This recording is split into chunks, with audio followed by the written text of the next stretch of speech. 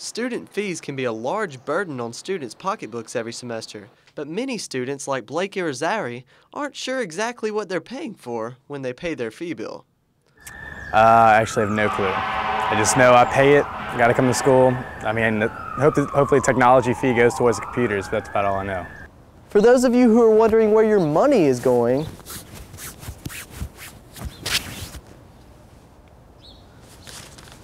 you may be even more confused once you take a look at your fee bill.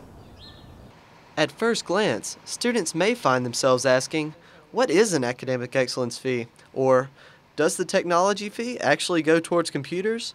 For clarification, I visited the Office of Budget and Planning to speak with Budget Director Tommy Smith.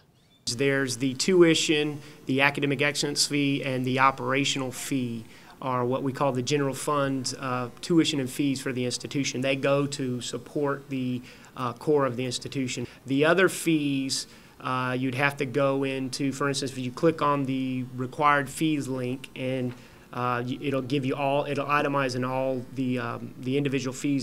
Student Government President Jay Hudson explains his plans to clarify the fee bill in his new administration. When you throw around words like excellence fee or organizational relief, students don't know what that is. So what we're going to try to do this year, and what we will do hopefully before the fall, is actually where on the billing statement, when you see the name of the different fees that you pay, that there's an explanation of it too. Student Government Senator Cody Wells agrees that the fee bill is confusing. It may be just outdated.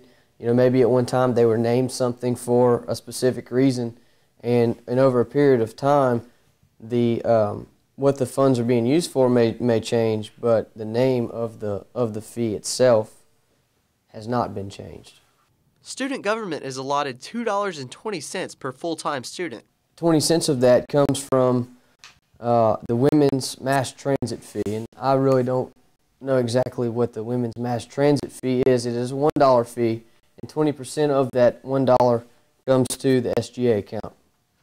The other 80% of that dollar goes to the women's transit account to be used on, I have no clue what. The student government fee usually totals around $112,000. Senator Emily Landry explains what student government does with that money. Each college council gets $250, and then according to how many people they have in that college, they get more or less depending on the amount of people. So, and then the president and vice president have salaries because they're not allowed to hold jobs during their term, and a lot of other stuff. The Senate contingency gets a lot of money. The Student Government Senate votes to pass bills to decide how to allocate the money from the Senate Contingency Fund among various organizations in Senate meetings. Senator Wells tells how he decides which organizations are worthy of funds from student government. If somebody comes and sits at this table requesting money from our Senate contingency account, I'm going to ask them, how else have you tried to raise funds? Who else have you gone to see? Have you exhausted PSIF and ORF?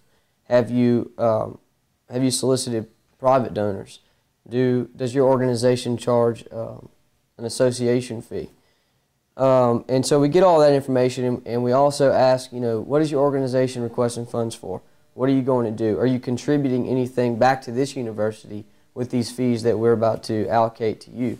And if that answer is yes, then I'm comfortable, passing a bill out of Finance Committee, allocating money to that. Some find more problems with student fees than an unclear fee bill. Vice Provost of Fiscal Management, Bob Kuhn, favors an increase in tuition rather than so many fees.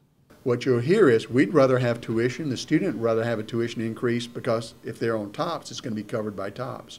But if that doesn't work and the legislature doesn't do that, then the chancellor has proposed such things as an increase in the operational fee, which wouldn't be covered by TOPS.